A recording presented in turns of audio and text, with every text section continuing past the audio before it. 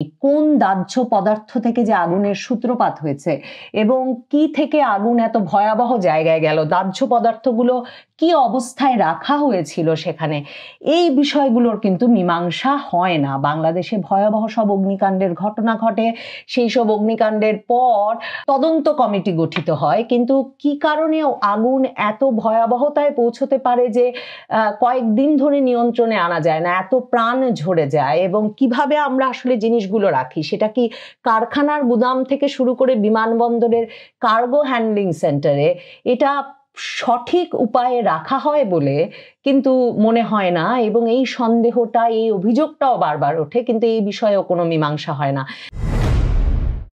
ঢাকার শাহজালাল আন্তর্জাতিক বিমানবন্দরে ভয়াবহ অগ্নিকাণ্ডের ঘটনা ঘটেছে এবং দুপুর 1:15টার দিকে আগুন লাগার পর 4-4.5 ঘন্টা পেরিয়ে গেলেও আগুন নিয়ন্ত্রণে এসেছে, বা অন্তত ধোঁয়া খালি চোখে নিয়ন্ত্রণে এসেছে বলে মনে হওয়ার কোনো কারণ নেই বলে জানাচ্ছে সংবাদ মাধ্যমগুলো।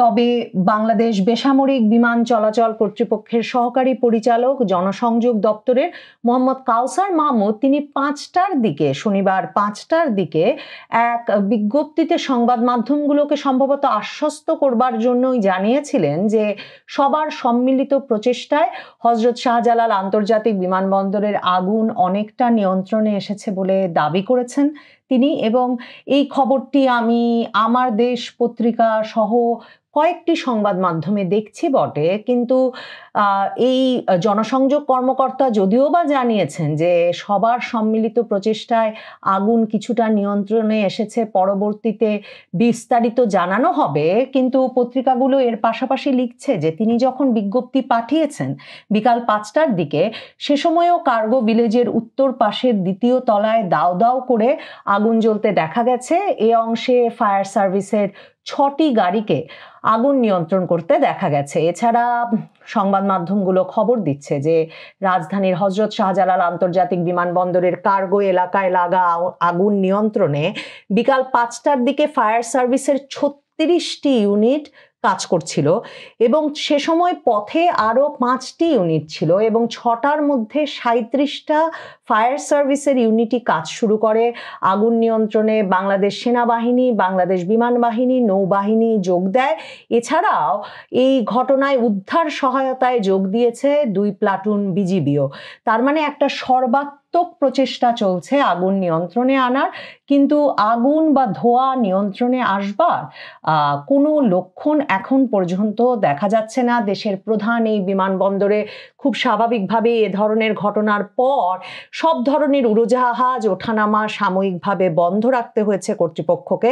6টা পর্যন্ত বন্ধ থাকবে বলে খবর দেওয়া হলেও 6টার মধ্যে কিন্তু বিমান চলাচল স্বাভাবিক করা যায় নাই, কারণ আগুন সম্পূর্ণ নিয়ন্ত্রণে আনা যায় নাই। আসলে সবচেয়ে বড় যে ঘটনাটা, মানে সব এ ধরনের আগুনের ক্ষেত্রে নিয়ন্ত্রণে আনাটা অনেক ঘন্টার বিষয়ে পরিণত হয়, বা কত ঘন্টায় নিয়ন্ত্রণে আনা যাবে সেটা যে একটা অনিশ্চিত বিষয়ে পরিণত হয়, তার সবচেয়ে বড় কারণ হচ্ছে যে আগুনের সূত্রপাতটা কোথা থেকে সেটা আসলে মানে নির্ণয় করা যায় না। মানে কোথা থেকে আগুন লেগেছে এবং কি ধরনের পদার্থের কারণে আগুন লেগেছে এটা যেমন জানা মুশকিল হয়ে যায়, সে কারণে ফায়ার ফাইটাররা যারা আগুন নিয়ন্ত্রণে আনতে যান তাদের পক্ষে উৎস বন্ধ করা যেমন কঠিন হয়ে পড়ে। এছাড়া নানা রকম দাহ্য পদার্থ যখন যোগ হয় এবং আগুন আরো বাড়াতে থাকে, তখন পরিস্থিতিটা অনেক সময় নিয়ন্ত্রণের বাইরে চলে যায় এবং খুব ক্রিটিক্যাল, মানে একটা খুব সংকটজনক পরিস্থিতি তৈরি হয়। এবং প্রথম আলো পত্রিকায় দেখছি যে তারা শিরোনাম করছে এখন যে শাহজালাল বিমানবন্দরের কার্গো ভিলেজে আগুন এখনো জ্বলছে। দেখেন কার্গো ভিলেজটা কি? কার্গো ভিলেজ মানে যেখানে এসে বিমানে করে আসা মালপত্র এসে জড়ো হয়, কাজেই সেই মালপত্রের জায়গাগুলোতে স্বাভাবিকভাবেই অনেক রকমের জিনিস থাকে, এবং কি ধরনের জিনিস থেকে এই আগুনের সূত্রপাত হলো সেটা বোঝা খুব মুশকিল হয়ে যায়। এবং দেখেন শাহজালাল বিমানবন্দরের পোস্ট অফিস ও হ্যাঙ্গার মানে যেখানে বিমানগুলো বসে থাকে বা বিমানগুলো রেখে দেওয়া হয়, বিমানগুলো মানে যখন ওর মানে বিমান ডক করার জায়গা, একরকমের বিমানের গ্যারেজ, সেই হ্যাঙ্গার আর পোস্ট অফিসের মাঝামাঝি জায়গায় এই কার্গো ভিলেজ। এবং হ্যাঙ্গারে থাকা, বিশ্রামে থাকা সেই বিমানগুলোকেও কিন্তু সরিয়ে নিতে হয়েছে। কার্গো ভিলেজের আগুন এতটা ভয়াবহ পরিমাণে ছড়িয়ে পড়ছিল। আগুনটা লেগেছে আমদানির কার্গো কমপ্লেক্স ভবনে এবং এটার অবস্থান বিমানবন্দরের ৮ নম্বর গেটের পাশে। এই গেটটাকে হ্যাঙ্গার গেট বলা হয় এবং কার্গো ভিলেজে গেট আছে মোট ১২টি। আমদানি কার্গো কমপ্লেক্সে গেট আছে ৩টি। আগুন লেগেছে কমপ্লেক্সের উত্তর দিকে ৩ নম্বর গেটের পাশে, আর এরপর আগুন পুরো ভবনে ছড়িয়ে পড়েছে এবং শাহজালালে নামতে না পেরে বিমানবন্দর কর্তৃপক্ষ জানিয়েছে যে দুপুর ২টার পর ৮টা ফ্লাইট চট্টগ্রামের শাহ আমানত আন্তর্জাতিক বিমানবন্দরে অবতরণ করেছে। এর মধ্যে ইউএস বাংলা এয়ারলাইন্সের ব্যাংকক থেকে ঢাকা এবং এয়ার আরাবিয়ার শারজা থেকে ঢাকার 2টো ফ্লাইট ছিল। বিমান বাংলাদেশ এয়ারলাইন্সের সৈয়দপুর থেকে ঢাকাগামী ফ্লাইট ঢাকায় অবতরণ করতে না পেরে চট্টগ্রামে অবতরণ করেছে। ইউএস বাংলা এয়ারলাইন্সের চট্টগ্রাম থেকে ঢাকাগামী ফ্লাইট উড্ডয়নের পর পুনরায় চট্টগ্রামে ফিরে গেছে। দিল্লি থেকে ঢাকার পথে থাকা ইন্ডিগো ফ্লাইট অবতরণ করেছে কলকাতায়। মানে আভ্যন্তরীণ আন্তর্জাতিক সকল ফ্লাইটের কিন্তু শিডিউল ক্ষতিগ্রস্ত হয়েছে। আবার ঢাকা থেকে কুয়ালালামপুরের বাটিক এয়ারের একটা ফ্লাইট আর ঢাকা থেকে মুম্বাইগামী ইন্ডিগোর একটা ফ্লাইট কিন্তু অনেক ঘন্টা ধরে অপেক্ষা করেছে দুপুর 2:15টায় আগুন লাগার পর যে কয়েক ঘন্টার মধ্যে হয়তো আগুন নিয়ন্ত্রণে আনা যাবে, যে তারা ট্যাক্সিওয়েতে অপেক্ষা করেছে যে হয়তো একটু দেরিতে হলেও উড্ডয়ন করতে পারবে। ক্যাথে এয়ার প্যাসিফিক এয়ারলাইন্সের একটা ফ্লাইট অনেকক্ষণ ধরে ঢাকার আকাশে ঘুরপাক খেয়েছে যে কোথায় অবতরণ করবে এটা বুঝতে না পেরে।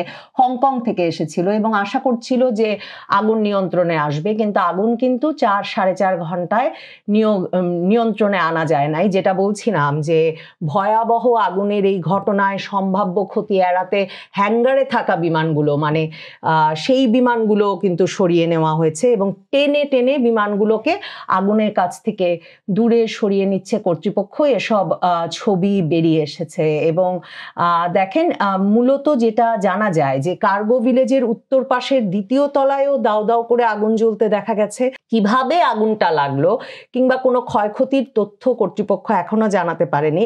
প্রাথমিকভাবে হতাহতের কোনো তথ্য পাওয়া না গেলেও বেশ কয়েকটি অ্যাম্বুলেন্স এনে রাখা হয়েছে। প্রত্যক্ষদর্শীরা জানাচ্ছেন যে কাস্টমসের কুরিয়ার ইউনিট থেকে আগুনের সূত্রপাত হয়ে থাকতে পারে। যে কার্গো কমপ্লেক্সে কিন্তু যেটা বলছিলাম যে কেমিক্যাল সহ নানা ধরনের দাহ্য পদার্থ রয়েছে। কার্গো ভিলেজের কুরিয়ার গোডাউনের একটা অংশ থেকেই আগুনের সূত্রপাত হয়। অল্প সময়ের মধ্যেই আগুন পাশের গুদামঘরগুলোতে ছড়িয়ে পড়ে এবং তীব্র ধোঁয়ায় চারদিক অন্ধকার হয়ে যায়। তার রাসায়নিক পদার্থ আছে, দাহ্য পদার্থ আছে এবং সেই ধোঁয়া অনেক ক্ষেত্রেই কিন্তু আগুনের চেয়ে ধোঁয়ায় ক্ষয়ক্ষতি এবং হতাহতের ঘটনা বেশি ঘটে, কারণ ধোঁয়ার মধ্যে অনেক বিষাক্ত রাসায়নিকও মিশে থাকে এবং তার ফলে হতাহতের ঘটনাও ঘটতে পারে। কাজে এই তীব্র ধোঁয়া নিয়ন্ত্রণে আনা কিন্তু আগুন নিয়ন্ত্রণের আরেকটা দিক, আরেকটা দক্ষতার জায়গা। এবং এই সময় অনেকেই দূরে বাইরে বেরিয়ে আসেন ধোঁয়ার তীব্রতায় এবং আগুন লাগার পর থেকেই বিমানবন্দরের আশপাশের এলাকায় তীব্র যে ধোঁয়ার সৃষ্টি হয়, উপস্থিত অনেকেই সংবাদ মাধ্যমগুলোকে কিন্তু জানিয়েছেন যে আগুনের তীব্রতা এত বেশি যে দূর থেকেও তাপ অনুভূত হচ্ছিল। বিভিন্ন কুরিয়ার কোম্পানি, এয়ারলাইন্সের গ্রাউন্ড হ্যান্ডলিং অফিস এবং বেসরকারি আমদানি রপ্তানি প্রতিষ্ঠানের পণ্য এতে ক্ষতিগ্রস্ত হয়েছে বলে সংবাদ মাধ্যমগুলো জানাচ্ছে। একটা অভিনব উদ্যোগ নিয়েছেন আসলে। অনেক খবর যে বেরিয়ে আসছে, কারণ একটা বড় ধরনের ইমার্জেন্সি হ্যান্ডেল করছে বাংলাদেশ জাতীয়ভাবেই। বাংলাদেশের সবচেয়ে বড় আন্তর্জাতিক বিমানবন্দরটায় সকল কার্যক্রম স্থগিত, ফ্লাইট স্থগিত, মানুষের ব্যক্তিগত, ব্যবসায়িক এবং আন্তর্জাতিকভাবে অনেকের শিডিউল, সময়সূচি ক্ষতিগ্রস্ত হয়ে পড়ে একটা বিমানবন্দর বন্ধ হয়ে যাওয়ার ফলে। এই অবস্থায় বিমানবন্দরের নির্বাহী পরিচালক group captain SM. Rakib Samad তিনি একটা অভিনব উদ্যোগ নিয়েছেন বলা যেতে পারে এই ঘটনার পর। যে আপনারা জানেন যে সবসময় আমাদের দেশে এই ধরনের ইমার্জেন্সির পর সংবাদ মাধ্যম, সাধারণ মানুষ এদের কৌতূহল নিবারণের জন্যে অনেক সময় খরচ হয়ে যায় বলে নানা রকম সমালোচনা, আলোচনা আছে। তো জরুরি অবস্থা মোকাবেলার কথা জানিয়ে সহযোগিতা চেয়ে বিমানবন্দরের নির্বাহী পরিচালক group captain SM. Rakib Samad একটা অডিও বার্তা প্রকাশ করেন এবং সেখানে তিনি বলেন যে এই অগ্নি দুর্ঘটনা নিবারণের জন্য আমাদের শাহজালাল বিমানবন্দরের ফায়ার সার্ভিসের লোক কাজ করছে, বিমান বাহিনী থেকে ফায়ার ইউনিট এসে তারা কাজ করছে, parallelly fire service and civil ডিফেন্সের লোকজন এসেও কাজ করছে। আমি সাংবাদিক ভাইদের বলবো, এস এম রাকিব সামাদ বলছেন, আমরা এখন একটা ইমার্জেন্সি হ্যান্ডেল করছি, এই সময়ে আপনারা ফোন দিয়ে আমাদেরকে একটু অন্যদিকে ডাইভার্ট করবেন না প্লিজ, আমাদেরকে সহযোগিতা করুন, একটা সমস্যা হয়েছে, আমরা সকলে মিলে এই সমস্যা উত্তরণের চেষ্টা করছি, আপনারা তথ্য পাবেন, সময় অনুযায়ী তথ্য পাবেন, আমাদেরকে এখন এই ইমার্জেন্সিটাকে নিরাপদে হ্যান্ডেল করার জন্য সুযোগ দিন প্লিজ। তবে এ ধরনের জরুরি ঘটনায় ইমার্জেন্সি ঘটনার ক্ষেত্রে খবর বন্ধ থাকলে আবার উদ্বেগ আতঙ্ক বাড়ে, কারণ বাংলাদেশে গত কয়েকদিনে বড় বড় এটি নিয়ে 3টি অগ্নিকাণ্ডের ঘটনা ঘটলো, সেটা নিয়েও নানা রকম জল্পনা সামাজিক যোগাযোগ মাধ্যমে চলছে যে 14 তারিখ মিরপুরে 2টো কারখানায় আগুন লাগলো, 16 তারিখ চট্টগ্রাম ইপিজেটে একটি কারখানায় আগুন লাগলো, যে আগুন কিন্তু 17 ঘন্টা লাগলো প্রায় নেভাতে, এবং সেই ঘটনাতেও অনেকগুলো ফায়ার সার্ভিসের ইউনিটকে কাজ করতে হলো। মিরপুরের ঘটনাটি তো ভয়াবহভাবে প্রাণঘাতী হয়ে উঠল। মিরপুরের রূপনগরে একটা পোশাক কারখানা ও কেমিক্যাল গোডাউনে 14ই অক্টোবর যে ভয়াবহ অগ্নিকাণ্ড হলো, তাতে অন্তত 16 জনের মৃত্যু হয়েছে, এবং 2 দিন পরেও সেই কারখানাগুলো থেকে কিন্তু ধোঁয়া উঠতে থাকলো, তীব্র গন্ধ বের হতে থাকলো, কারণ ওই যে রাসায়নিক কোন দাহ্য পদার্থ থেকে যে আগুনের সূত্রপাত হয়েছে এবং কি থেকে আগুন এত ভয়াবহ জায়গায় গেল, দাহ্য পদার্থগুলো কি অবস্থায় রাখা হয়েছিল সেখানে, এই বিষয়গুলোর কিন্তু মীমাংসা হয় না। বাংলাদেশে ভয়াবহ সব অগ্নিকাণ্ডের ঘটনা ঘটে, সেই সব অগ্নিকাণ্ডের পর তদন্ত কমিটি গঠিত হয়, কিন্তু কি কারণে আগুন এত ভয়াবহতায় পৌঁছতে পারে যে কয়েকদিন ধরে নিয়ন্ত্রণে আনা যায় না, এত প্রাণ ঝরে যায়, এবং কিভাবে আমরা আসলে জিনিসগুলো রাখি, সেটা কি কারখানার গুদাম থেকে শুরু করে বিমানবন্দরের কার্গো হ্যান্ডলিং সেন্টারে এটা সঠিক উপায়ে রাখা হয় বলে কিন্তু মনে হয় না, এবং এই সন্দেহটা, এই অভিযোগটাও বারবার ওঠে, কিন্তু এই বিষয়েও কোনো মীমাংসা হয় না। দেখেন, চট্টগ্রামের ইপিজেডে যে ঘটনাটা ঘটলো, বললাম আমি আপনাদেরকে যে 17 ঘন্টা লাগলো ওই কারখানার আগুন নেভাতে, এবং 17টি ফায়ার সার্ভিসের ইউনিটকে কাজ করতে হলো। কাজেই এই বাংলাদেশের মতো একটা ভয়াবহ খুবই জনসংখ্যা বহুল দেশে, যেখানে আসলে জনসংখ্যার ঘনত্ব এত বেশি, সেখানে এই অগ্নিকাণ্ডের বিষয়গুলো যদি আমরা সঠিকভাবে নিয়ন্ত্রণ করতে না পারি, সবচেয়ে বড় কথা কারখানা, কার্গো হ্যান্ডলিং এর জায়গা, কার্গো ভিলেজ বিমানবন্দরের এই সব জায়গাগুলোতে রাসায়নিক পদার্থ, দাহ্য পদার্থ কিভাবে রাখবো, এই বিষয়গুলো সুনির্দিষ্ট আইন মেনে না চলে, তাহলে এই ধরনের ঘটনা আসলে ভয়াবহ ঘটনায় রূপ নিতে পারে। আর যে ঘটনাটা ঘটলো, বাংলাদেশের প্রধানতম আন্তর্জাতিক বিমানবন্দরটি কয়েক ঘন্টা ধরে বন্ধ আছে, কখন আবার কার্যক্রম শুরু করতে পারবে এই বিষয়টায় কোনো নিশ্চয়তা পাওয়া যাচ্ছে না, যথেষ্ট পরিমাণ খবরও বেরিয়ে আসছে না আগুন নিয়ন্ত্রণ সম্পর্কে।